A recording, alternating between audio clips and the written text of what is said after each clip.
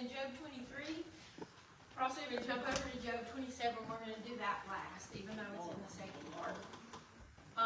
Our central truth is that believers should seek to live in integrity. Our focus is to examine Job's integrity and purpose to live in integrity before God and others. Purpose to live in integrity. Several times the Bible talks about being found blameless. Peter says it. I think in 1 Peter, Paul says it several times throughout his writings, to be found blameless. And when you can be found blameless, like Job was in his situation and in his condition, when you can be found blameless, then it helps you to override the things that the enemy's saying about you, the things that you hear in your mind, the things you hear coming out of your spouse's mouth, the things you hear coming out of your friend's mouth. If you know that you are blameless, it helps you to overcome those things that you're hearing from other people. Hold their integrity, or keep their integrity. When they're talking about you, hold your peace. Hold your peace. Peace is very good. I read somewhere where it said that, I read in Psalms, I believe, that it's talking about people talking about you, or people blaming you, or always criticizing. The Bible says that they will have their, so, we just need to hold our integrity, or keep our integrity about us. Be the man of God or woman of God God's called us today. Sometimes it's hard because we are so tight. And I say that because, and I know God hates pride, but in us, we still live in the flesh, and sometimes I just like to bust somebody in the nose. We're the holder of integrity. We were the very best. But the Bible says, be at peace with all men, for as much as is in you. You may be the man of God or woman of God God called you to be today, but something might be happening in your life that you can't tell what you did today. But we need to be the men and women of God He's called us to be.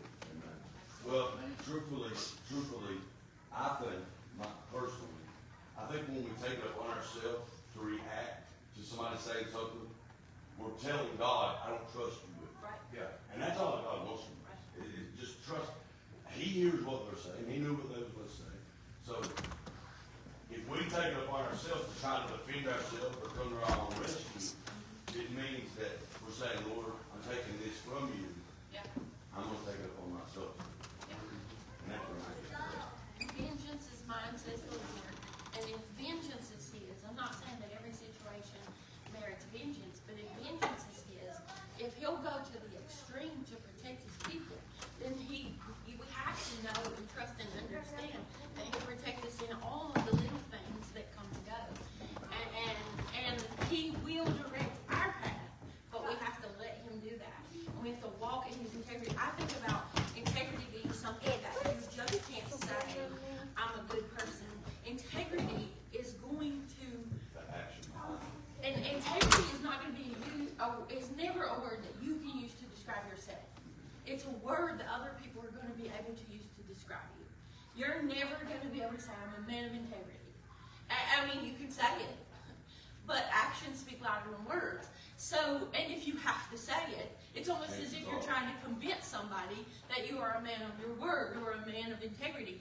But I think integrity is not a word that we can call ourselves. Integrity is a word that others will use to describe us, or that God will use when He describes us or looks upon us. So integrity. A Christian's life of integrity can lead others to accept Jesus. You can purpose in your heart to live with integrity, but integrity is not a word you can use to describe yourself. Job searches for God. Job retains his integrity. Job accepts God's ways. Job 27, which we're going to get at the end of the lesson today, is all the while my breath is in me, and the Spirit of God is in my nostrils. My lips shall not speak wickedness, nor my tongue utter deceit. At this point in Job's story, he has turned his from 3 friends and toward God. Job has moved through the stages of shock and denial and is on a quest to find God. He's pressing through the darkness of abandonment and depression. And it says in the last sentence of that paragraph, Job has decided to press through the darkness to discover divine light, which is what we have to do. Sometimes we have to walk in those situations. We don't understand what you're doing, God. We don't know what you're doing. We can't find you. We can't see you. But I'm going to continue to walk with the integrity that I know that I can walk in and search for you. And that's where he's at. Job is searching for God. A bitter complaint. Job chapter 23, starting at verse 1, this is 1 through 7. It says, Then Job answered and said, Even today is my complaint bitter. My stroke is heavier than my groaning. Oh, that I knew where I might find him, that I might come even to his seat. I would order my cause before him and fill my mouth with arguments. I would know the words which he would answer me and understand what he would say unto me. Will he plead against me with his great power? No. But would he put strength in me? But he would put strength in me, There the righteous might dispute with him, so should I be delivered forever from my judge. Flip back over to the first page. It says, Then Job answered and said, where are we in this story? Eliphaz has spoke again. We talked last week about Eliphaz speaking the first time. This is the second time that Eliphaz, they just kept going. And Eliphaz is speaking the second time, and he's just finished a reprimand of Job. And it says, Then Job answered and said, and we have no idea how much time has passed. We know that 7 days had passed before his friends began to speak with him, that they sat with him and mourned for 7 days. But we don't know how long it took them to get there. So we don't know exactly how much time has passed since Job has lost his children and lost all that he has. We anticipate it probably took a little while to coordinate a trip among the 3 friends to get there. They sat there for 7 days. They've had something to say. Now they're talking. Has a month went by? 2 months? Who knows? But he says, even today. And so that lets us know that an amount of time has passed. Because have you ever had somebody say to you, or have you ever thought to yourself, are we still dwelling on this same topic? Are we still going around the same mountain? Right? And so he's saying, even today. And I think by Job starting his answer with even today, he's saying, I still don't understand what's going on. So I feel like that phrase is letting us know that some time has passed. How much? We don't know. But it's to the point where I feel like Job thinks, I was sure by now that I would have had it figured out. I was sure by now that I would have seen the hand of God. But even to this day, even today, my complaint is still bitter. My stroke is still heavy. And what he means by that is even today, my complaint is bitter. I still don't understand why I lost everything. I cannot, for the life of me, figure it out. And I sat quietly, and I've sought the Lord, and I've listened to what you all have to say. But to this day, I still cannot comprehend why I am going through what I'm going through. He said, my stroke is heavier than my groaning. And I can only imagine what it's like to lose a child, much less lose all my children. And I go to that because in my mind, as a mother, in my mind, that's the heaviest thing I think Job's dealing with. Dads might feel different. Dads might look at this story and be like, I've lost any way to provide for me and my family. I've lost my wife. I'm hurting. I have boils all over me. I don't know. But to me, I go back to him losing all 10 of his kids at once. That he sacrificed daily. That he sacrificed daily for. And he said, my stroke is heavier than my groaning. And we know that have you ever tried to comfort somebody who just lost somebody? And all you're getting is a groan from them? Like, I don't know how things are ever going to get better. I can't see past this. And Job is saying, my stroke is heavier, my hand. Like, I feel like he's saying, I'm having a hard time doing this because my hands are so heavy. My hands are heavier than my groaning. He says, oh, that I knew where I might find him. And this is funny to me because if somebody wrongs you or somebody says something to you or you feel like the world is against you, how many of you have ever heard somebody say, oh, if I could get my hands on him? If he was standing in front, it's a good thing he ain't in front of my face. If he's in front of my face, I'd knock his lights out, right? And so when we put ourselves in Job's shoes, it would be really easy for verse 3, oh, that I knew where I might find him. It would be really easy for us to say, if we were Job, wouldn't we like to just get... But Job is not motivated in that aspect. He says, oh, that I knew where I might find him. If I hear Job say, if I could just touch the hem of his garment, and just get to him. if I could just get... I don't understand why I'm going through what I'm going through. My hands get heavier every day. I feel like my groaning is going to get better, but it doesn't. If I knew where I could find him, if I could just touch. That's the woman with the issue of blood had spent all she had. Mm-hmm. And the doctors could not help her. Trying to get better. She was trying to get better, absolutely. And she heard he was going to be in a specific, or she heard the crowd, and she knew, oh, that must be. And her thought was, if I could just get my hands on him, then I know, she said, I know I would be made whole. And that's exactly what we hear Job saying here. They knew their source of whatever it is that they needed. She needed a physical healing. Mm-hmm. Job not only needs physical, but he needs spiritual, emotional. Yeah. Every kind of help that you could possibly think of, Job needs. Yeah. And he says, oh, that I knew where I might find him, that I might come even to his seat. I would order my cause before him and fill my mouth with arguments. And then in verse 5 he said, I would know. I would know. If I could get my hands on God right now, if I could just lay my eyes on him and stand before him with my arguments, then I would know. And I very much hear the woman with the issue of blood in this story. Job longed to stand in heavenly counsel. He didn't realize that the enemy had already stood in heavenly counsel. He longed to stand in heavenly counsel before the judge. Before there was even an advocate. You know, you and I have an advocate with the Father. Someone who stands in that heavenly counsel and pleads our case for us. Job had no knowledge of an advocate. He didn't have any of that knowledge. And he's saying, if I could just stand before the judge, if I could lay my eyes on him, if I could give him my argument, if I could present my case, he said, because he's not going to be able to find me guilty.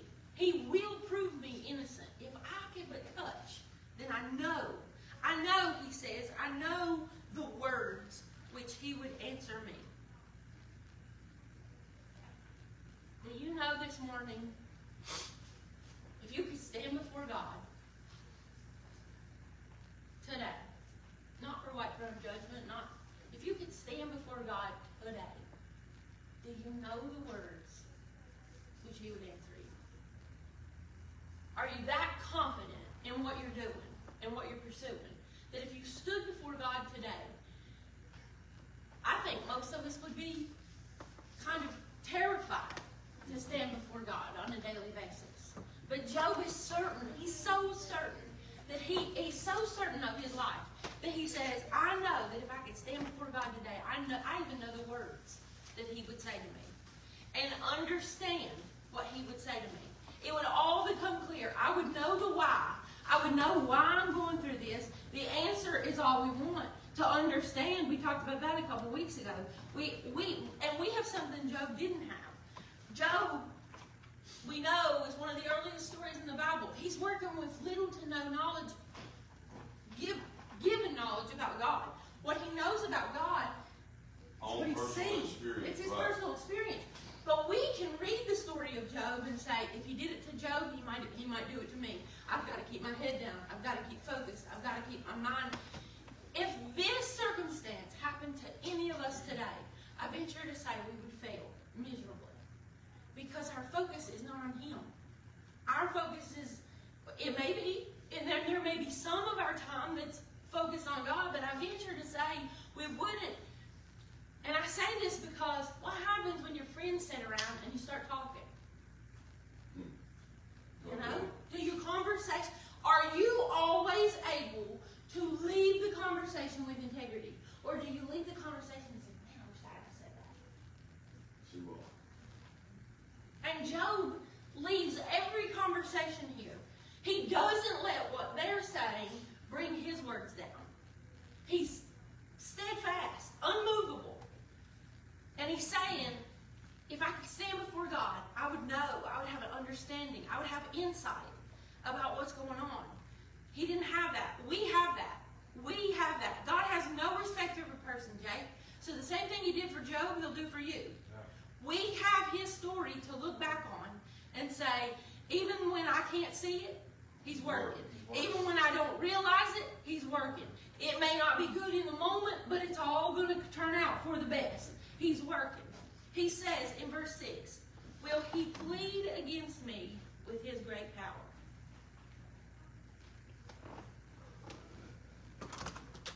And he says, no. He asked the question to his friends. And it was almost a rhetorical question that he didn't need an answer for. But he asked the question, and I'm asking you today, if you could stand before God today just to get some insight.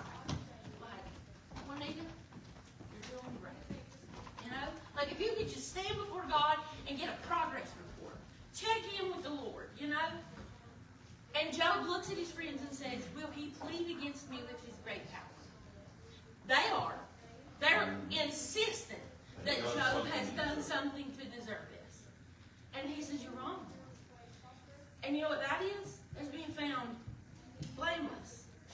That is being able to stand and face opposition and say, I am blameless in this situation. Can you say that out loud? You can have confidence in your heart. I am blameless. Would he plead against me with his grace? You are insistent that I have done something wrong. But I know that if I could stand before God, that I would know the words he would say to me. And would he plead against me? Would he use his power to plead against me? No. No matter who you are,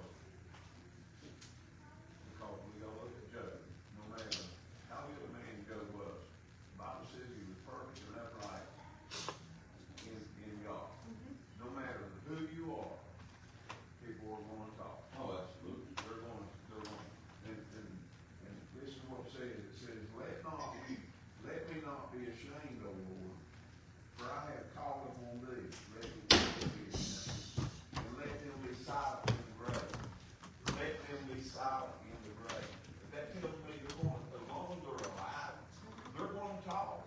They're going to say things against you. They're going to lie. They're going to do all these things. But listen to what it says, and this is in Psalms 31 and 18 and 19. But in 18 says, let the lying lips be put to silence, which speaketh grievous things proudly and contemptuously against the righteous. No matter who you are, Job, this was a man of God, perfect and upright before God. Absolutely. No matter who you are today, people are going to talk about you. But be assured that one day those lying lips are going to stop. One day, talking about people. We are the worst people in the world to talk about people. Even though it may not be bad, but I mean, you can demonstrate it in the church. You can say one thing to one neighbor, by the time it gets to the back here, it's a tote. And we repeat things that we hear and it should never come out of our mouths. Never. I'll tell you something I like about this. It says he would put strength in me. He never said he'll give me back everything I lost. And that's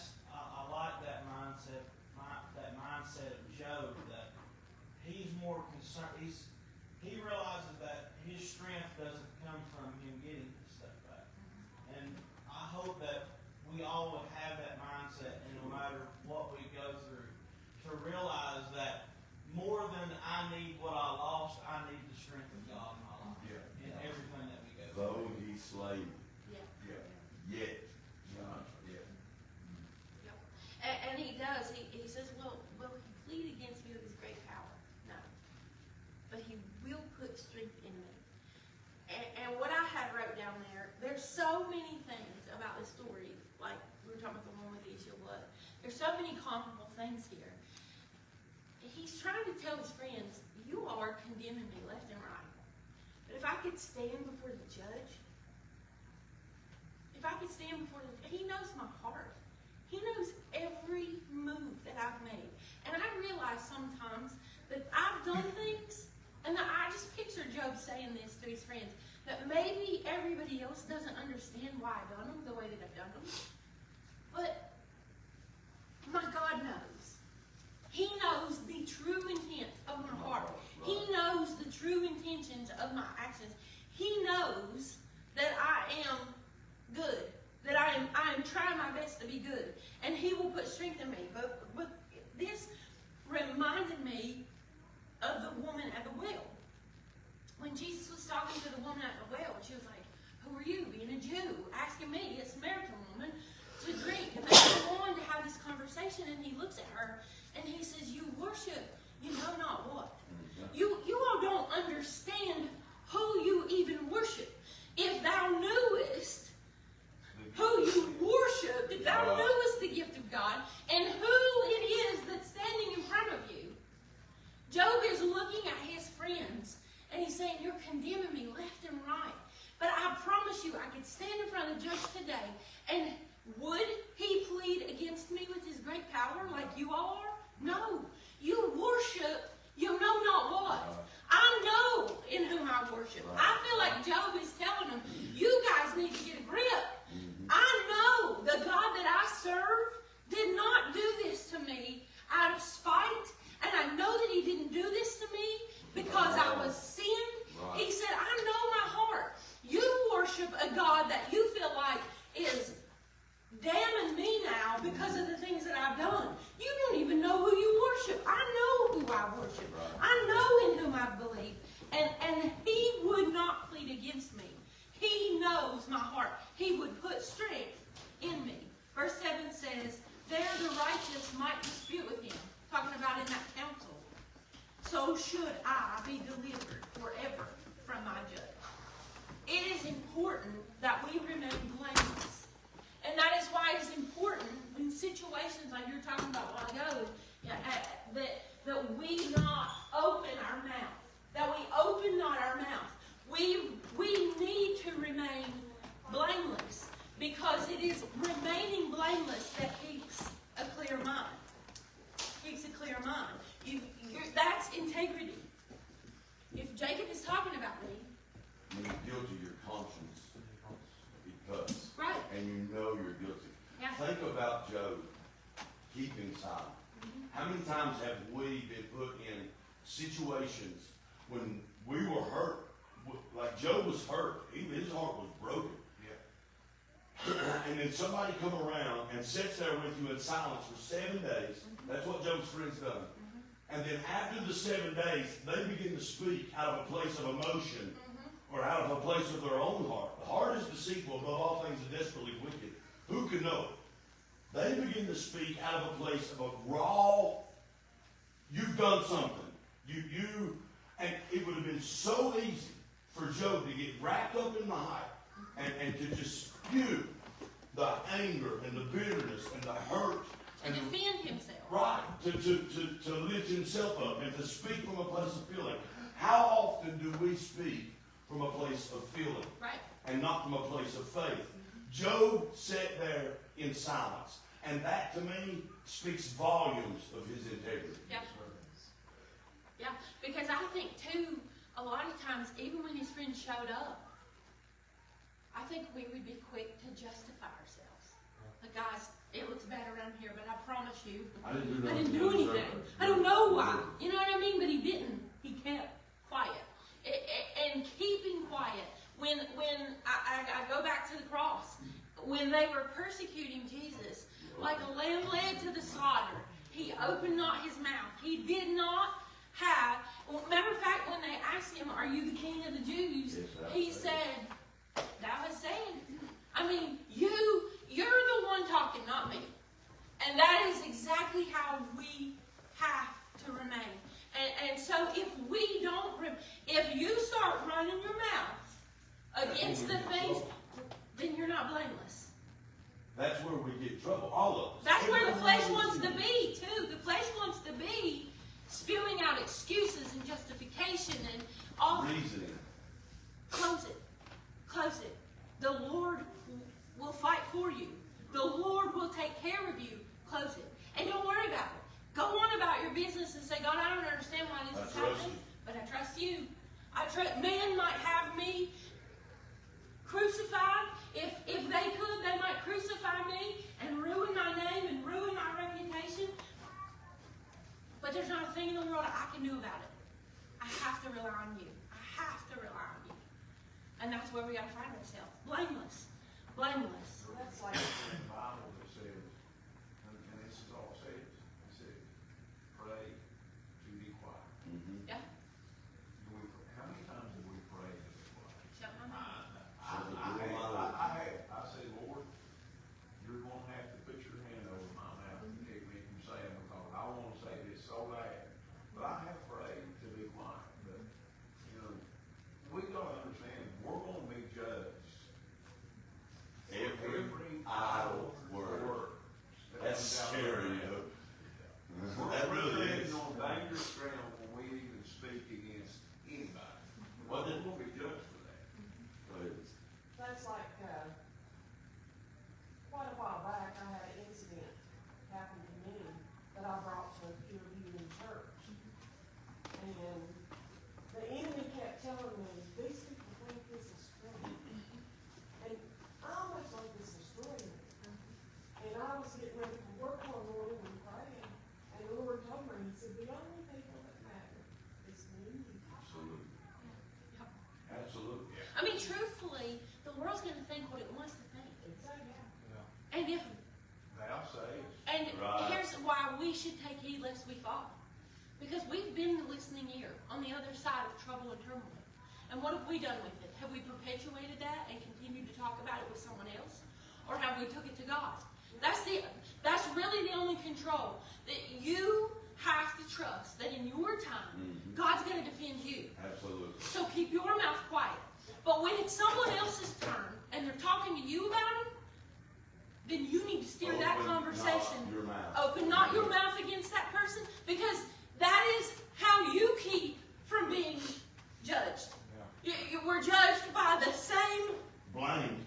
We're judged by the same judgment that we give other people. So if you're out carrying tales about Jacob, but Cindy's saying something about you, and you don't want her saying something, then you need to keep your mouth shut against him. Amen. You know what I'm saying? Absolutely. We tend to think, "Oh, the Lord will protect me against Cindy," and anything she's got to say about me, while you're out here running your mouth about Jacob. And it might not be gossip. It might just be a situation in his life that he didn't want everybody knowing about. Right. Had confidence in you to tell you. And maybe he come to you and said, "Hey, will you pray with me about this?" But instead of just praying, you're saying, "Hey, Praying and blabbing. we probably need to pray for Jacob. Did you hear what was going Oh, on?" it's I mean, so that's Everybody in here. we do. We do it. We're all guilty. Jacob comes to me, he tells me something in confidence and says, "Pray about it." And I'm like, "Oh my gosh." I will right after I Oh my shut God. everyone. Mom, you are not going to believe this.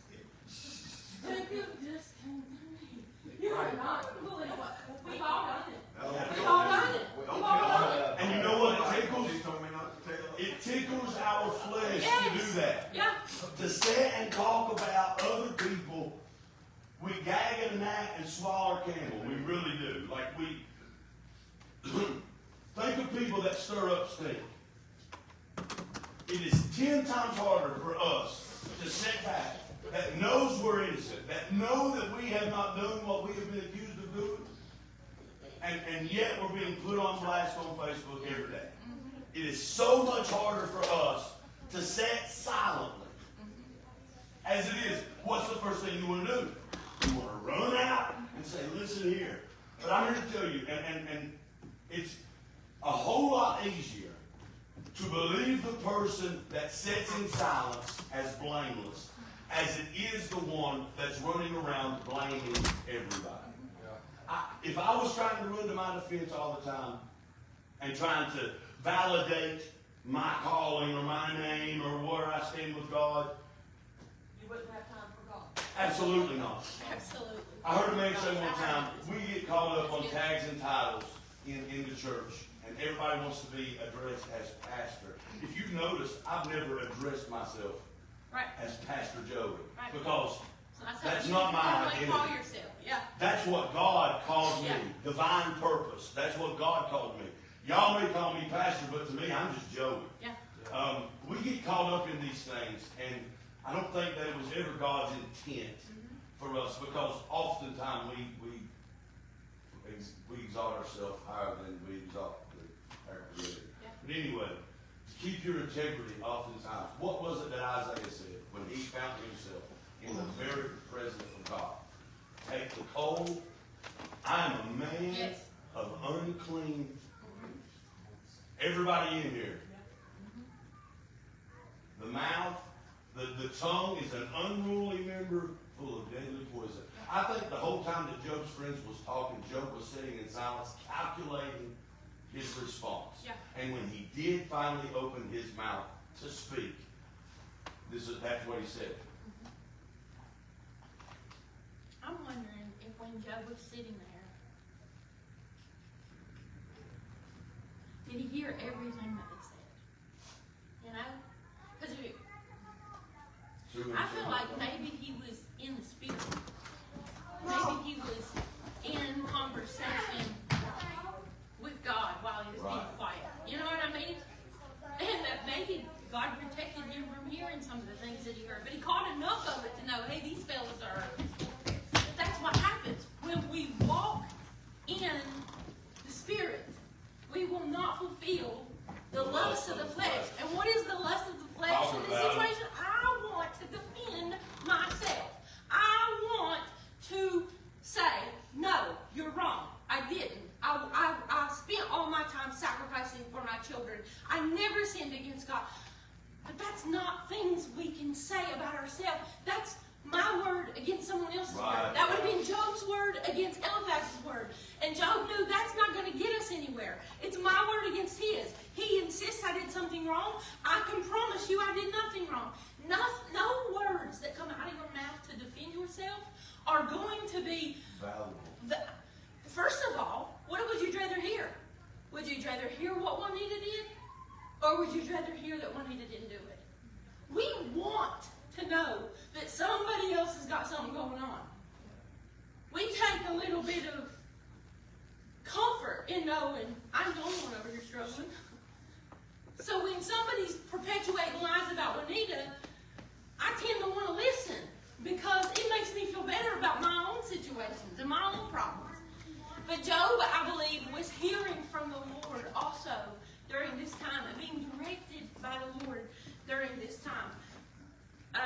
Well, we'll get into that in a minute because we have to move on. God not found. Excuse me. Job 23, verses 8 and 9. He says, behold, I go forward, but he is not there, and backward, but I cannot perceive him. On the left hand where he doeth work, but I cannot behold him. He hideth himself on the right hand, that I cannot see him. And I think it is amazing that a man with no knowledge of the Bible is talking about how he searches for God. You know, we know that your left hand Right. should know What's your right hand's going to what your do? right hand is doing. And Job pretty much says this in Scripture.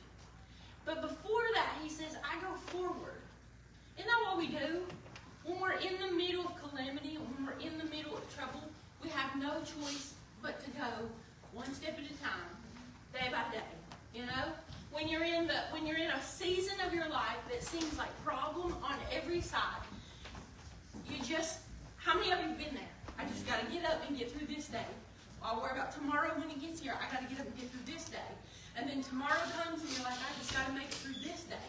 I just got to make it through this conversation. And I feel like Job, after all that happened to him, just put his head down and said, I don't understand this, but I got to keep going. One day at a time, one day at a time, one day at a time. One conversation at a time helped me through each one of them. And so he's saying, I go forward. And a lot of times, as time passes, we get answers. And I believe Job is saying, I've gone forward, and I've got no answers. I don't understand. I don't understand why God is doing what he's doing. And I've gone backward. I've even gone backward. And I think those conversations from Eliphaz, from Bildad, and from Zophar caused Job to go backward. When they accuse you, and that's what happens, when someone accuses you of doing wrong. This is me. This is me. I'm not Job. We're going to talk about Megan for a second. If someone accuses me of doing wrong, I go back and I rehash that conversation over and over and over again. Lord, show me where I was wrong. And I'll get caught up a lot of times in the rehash. What did I do? What did I say?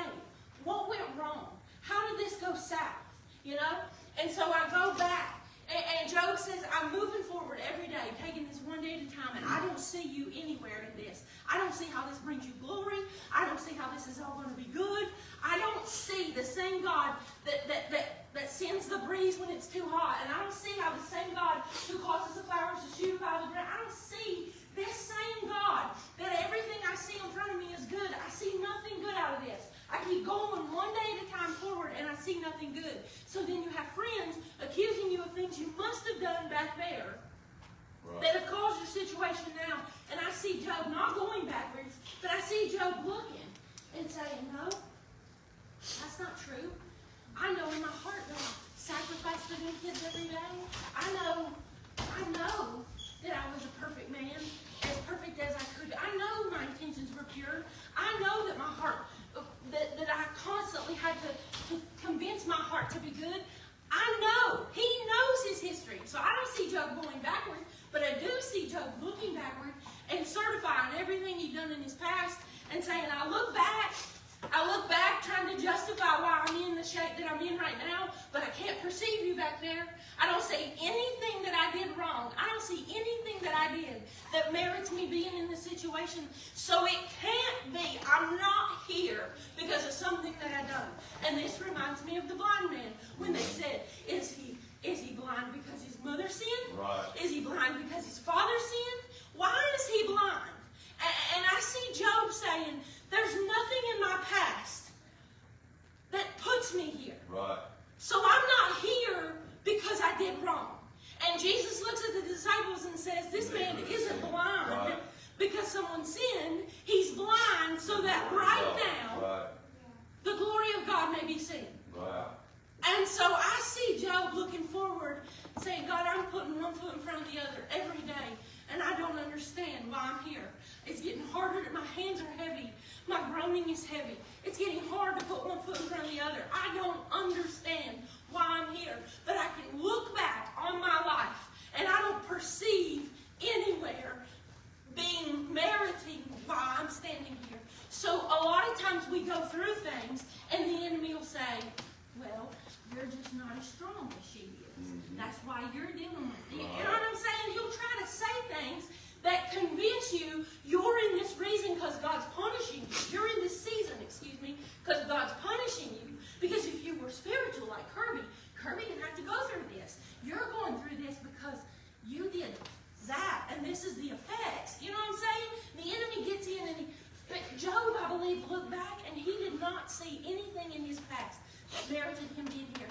And I hear Jesus telling the disciples, it wasn't because his mother or his father sinned. It was that in this moment, God may be glorified. And Job, I believe, took comfort that I can look back and I don't perceive why I'm standing here. He could look back and perceive that, but he could not get into the presence of God.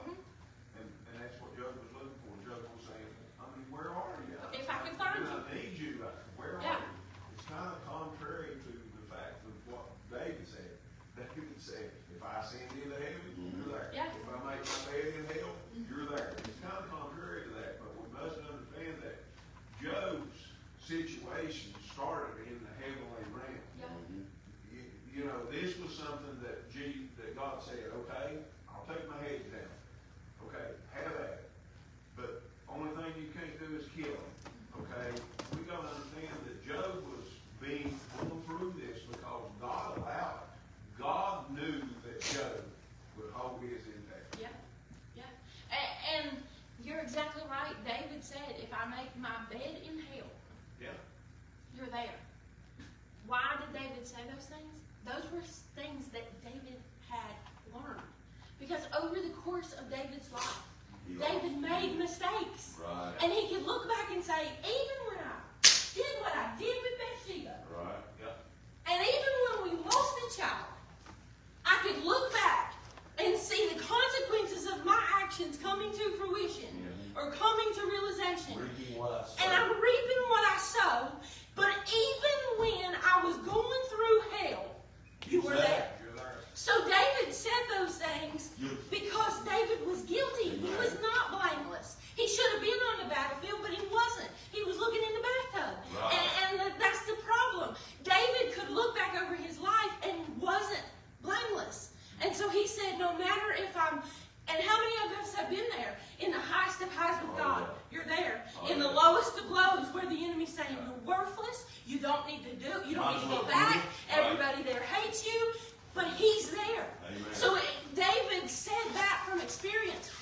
Job has no experience because Job's never been through hell. Right. He's going through it right now, but he has nothing in his past to say, even here, I know you're going to be with me. And he says it anyways. How does Job know to say these things when he doesn't have stories to look back on? That's trust, yeah. That is complete and total faith in God. That is knowing you were correct in everything you done. Yeah. That is knowing that you held your integrity, your faith. It paints two different pictures. David was guilty of all for the sin that he had committed. But like I said, Job started in a heavenly council. Satan went before God in a heavenly council. And Job couldn't understand where Job couldn't get in the presence of God after doing this. But we've got to understand that God allowed this. And until Satan was done, Job couldn't get in. Have you ever been where you couldn't get in the presence of God? Believe you me, I have. I've been there. And if I look back over my life, there's a reason I couldn't get in the presence of God, because I had sinned. I had sinned against God. And my sin had never been confessed. Well, if you confess your sins, be sure God will forgive you. But it was kind of contrary, but we have to understand those situations. It's not, that's not contrary to, two different characters there. It's not contrary to the Word of God because of the way this situation went out. Well, David said, if I make my bed. How many times? I'm pretty sure that's where that statement, you made this bed, now you're going to lay in it. David, it was acknowledging that I made this mess. Job is in the middle of a mess that he didn't make. He didn't deserve, truthfully. He was an upright man. And so he's looking on all sides, forward, backward, left, right. We're going to move on, but he's looking on all sides. And this is where he says, I can't see you, I can't perceive you. But without faith, it is impossible to please God. And when we seek him, we must believe that he is God. And that he is a rewarder of those that diligently seek him. And I see Job saying, God, I've kept my mouth shut. I've went one day at a time, and I still don't see you. I haven't gotten an autopsy that looked good. I haven't gotten a police report. I haven't gotten a doctor's report. He's not waiting on anything. He's taking one day at a time, hoping that God gives him some kind of understanding or some kind of peace. And I don't see you here, God, and I can't see you behind me. Your left hand is the hand where you do your work. And I can't see your work in any of this. Your right hand is where you judge.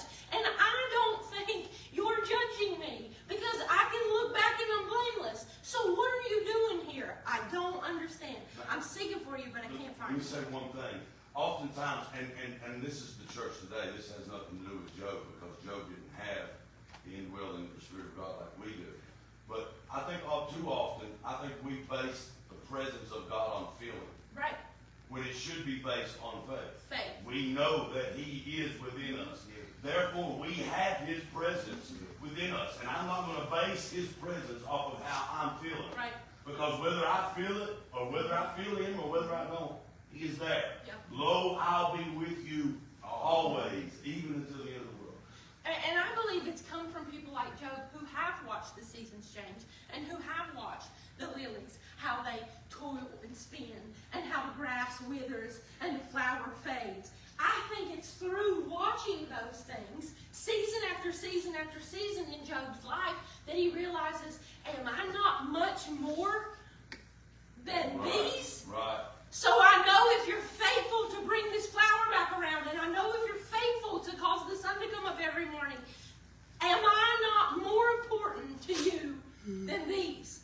That realization couldn't have come, that whoever wrote that had a realization of who God was and how God felt about us. And Job didn't have any of these things. He had to come to these realizations on his own and stay steadfast. Job retains his integrity, God's awareness. Job 23:10-12. He said, but He knoweth the way that I take. When He hath tried me, I shall come forth as gold. My foot hath held His steps. His way have I kept and not declined. Neither have I gone back. Because he might have looked back briefly and said, no, there's nothing in my past. I'm blameless. Or he might not have even looked back.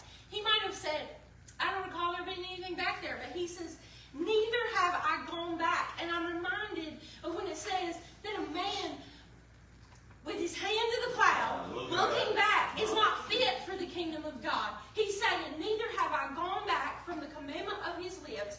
I have esteemed the words of His mouth more than my necessary food. He said, but He knoweth the way that I take. I may not be able to find God. But He knows exactly where to find me. When Adam did what he did in the garden, he hid from God. And that shows man's ignorance. Right. It kind of shows ignorance in the fact that, okay, I know I've done wrong, so I must hide myself. That's ignorance. To think that you can hide from God is man's ignorance. I'm not downing him. I'm saying that's literally what it was. He didn't understand who God was fully because he tried to hide from God. You can't hide from God. And Job says, I can't find Him. But He knows exactly where to find me. He knows where I am. He knows the steps I take. And He's telling His friends this. And I'll be doing what I've always done. And I'm going to come forth as gold. Tried by fire, I will come forth as gold. My foot hath held His steps. The steps of a good... Job didn't know this. The steps of a good man are ordered by the Lord. And Job even knows then, my steps have been held. My foot hath held His steps. His way. Psalms 85:13 says, the righteousness shall go forth before Him and shall set us in the way of His steps. These are things Job didn't know, but he knew. He knew because he had a relationship with God. And he said, His way have I kept and not declined. What did God constantly tell the children of Israel over and over again? If you will keep my commandments, if my people, which are called by my name, will humble themselves and pray and seek my face and turn from... Every time the children of Israel messed up, He would just say, if you return, if you repent, if you... Job didn't have that knowledge. And he's saying, I have not gone back from your commandments. Your words have not left my lips. I have esteemed the words of His mouth more than necessary food. What is Job saying? God's words are more important to me than the food that I eat. God's words. Man shall not live by bread alone, but by every word that proceeds out of the mouth of God. these things were even written down. Job's vow. Skip to Job accepts God's ways. We'll come back to 27 if we have time. God's sovereignty. Job 23, 13 and 14. Job is still pleading his case, still claiming God's integrity and how good God is before his friends. He says, but he is in one mind, and who can turn him? And what his soul desireth, even that he doeth. For he performeth the thing that is appointed for me, and many such things are with him. He is in one mind. He's not undecided. He's of one mind. There's no changing. He's constant. He's consistent. Who can turn him? Job says. And I know that the story of Moses did turn God. He turned his wrath from the children of Israel because he petitioned God. But it was because he petitioned God on behalf of the children of Israel. But he said he's of one mind. Who can turn him? If Job doesn't have that knowledge, Job's saying he's the God of everything. I can't stand here and say this flower can't come up out of the ground. I can't stand here and say, son, don't This is how far rise. you gotta be, right? I don't give commands to nothing. He's of one mind. He's the God of the universe. Who could change his mind? And he said, and what his soul desireth, even he doeth. Whatever pleases God, he's going to do. Before the words were written, and he saw that it was good. Before those words were even written, Job knew he does what he desires. He controls everything. What is good, he'll do. What he desires, he'll do. It says, for he performeth the thing that is appointed for me. And I hear Philippians 1 and 6, that he who has begun a good work will perform it until the day of Jesus Christ. And Job is saying, what he started in me, for he performeth the thing that is appointed for me. I have no control over it. What he has started in me, he will finish. Job is saying those words without them being written down. We say those words because we read them. We're like, man, that's good. And we put them on a little post-it note, and we stick them on our mirror to remind ourselves that he who has begun a good work in us will perform it until the day of Jesus Christ. Job knew those words before they were written down. That is how you know that the Spirit of God is who wrote the Scripture. Because the Spirit of God was speaking them out of Job's mouth centuries, thousands of years before they were even written down. Before they were even written down. And it says, and many such things are with him. With him. Meaning, his ways are higher than my ways. He said that I can't understand what's going on because these things are with him. That's his level of understanding. And if I lean to my own understanding, Job is saying, then I can't understand the ways of God. Because his ways are higher than my way. His thoughts are higher than mine. And he's saying many such things are with him. I don't know them. I don't know why I'm going through what I'm going through, but he does. Job is saying all of these biblical things that we say often without them even being written. God's awesomeness, excuse me. He says, therefore I am troubled at his presence when I consider. I am afraid of him. Therefore am I troubled at his presence. This is a man that was just saying, if I only knew where he sat. If I could get into his presence.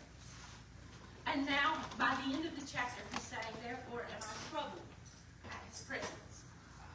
When I consider, I think maybe Job was saying, I would plead my case with him, but then coming to the realization, you wouldn't plead your case with him.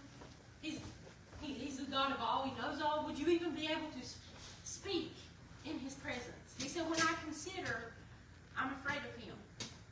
For God maketh my heart soft, and the Almighty troubleth me.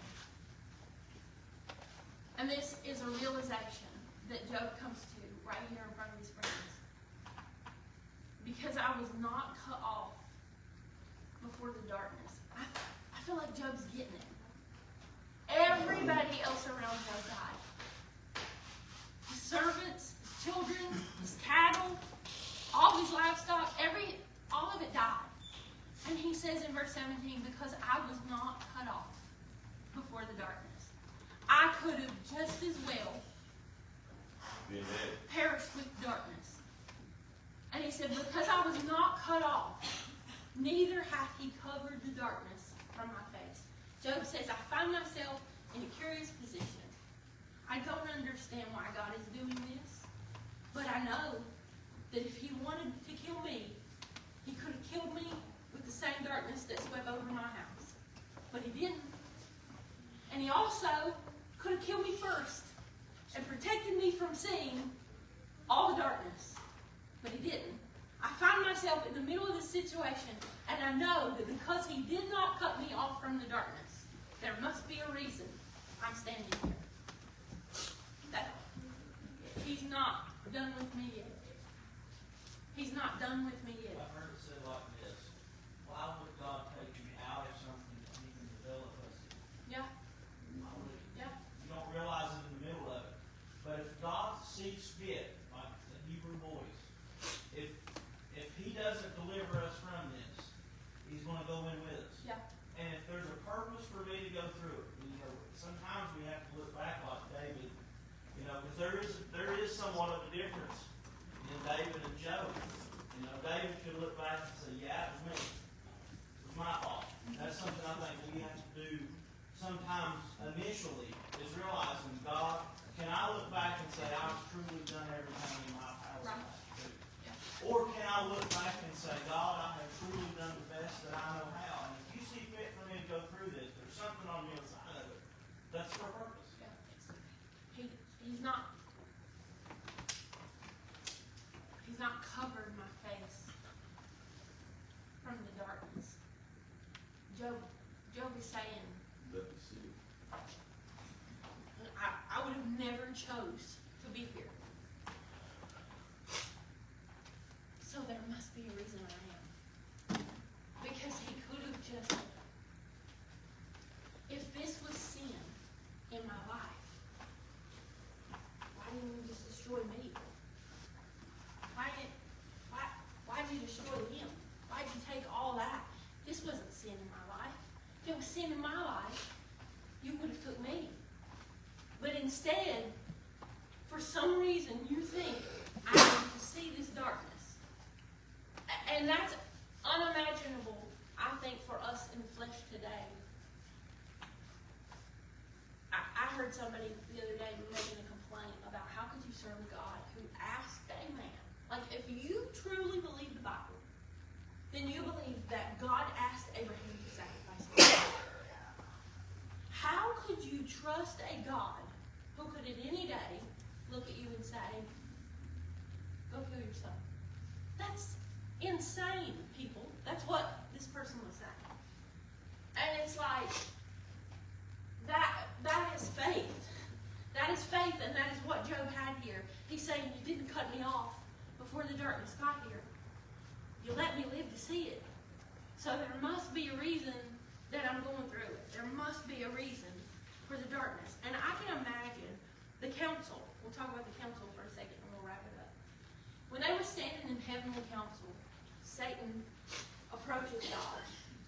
And he says, where have you been, Satan? And he said, just come down to the earth. Because the Bible tells us he's roaming, seeking whom he may devour. And God says, hast thou considered my servant Job? And the devil's like, sure, I've considered him, but you've got a hedge built up around him.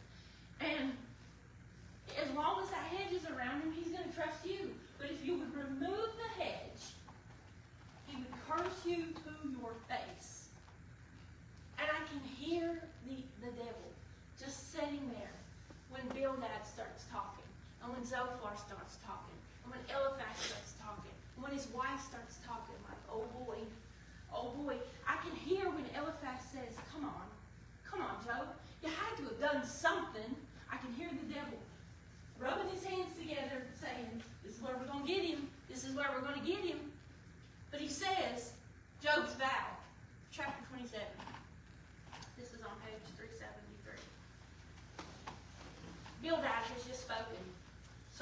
20:23, after Eliphaz spoke, now Bildad has spoke, and Job is responding to him. And it says, moreover, Job continued his parable and said, as God liveth, who hath taken away my judgment, and the Almighty who hath vexed my soul. I hear the enemy going, oh yeah, he's saying we got him, because he's saying that the Almighty has vexed his soul. He says, all the while, my breath is in me. He didn't keep me from the darkness, guys. He didn't let the darkness pass me by. He didn't cover the darkness. How many times do we not want to go through that we would never choose this situation for ourselves, but when we come out on the other side, we come out better, right? But we would never have chose that path for ourselves. And he says, all the while, my breath is in me. He knows where his breath comes from. He goes on to say, the Spirit of God is in my nostrils. He is for God I live and move and have my, he is the reason I'm breathing involuntarily. All the while, my breath is in me. And the Spirit of God is in my nostrils. You know what I hear there? When Jesus looks at his disciples and says, who do you say I am? And Peter says, well, you're the Christ. And he says, flesh and blood have not revealed this to you.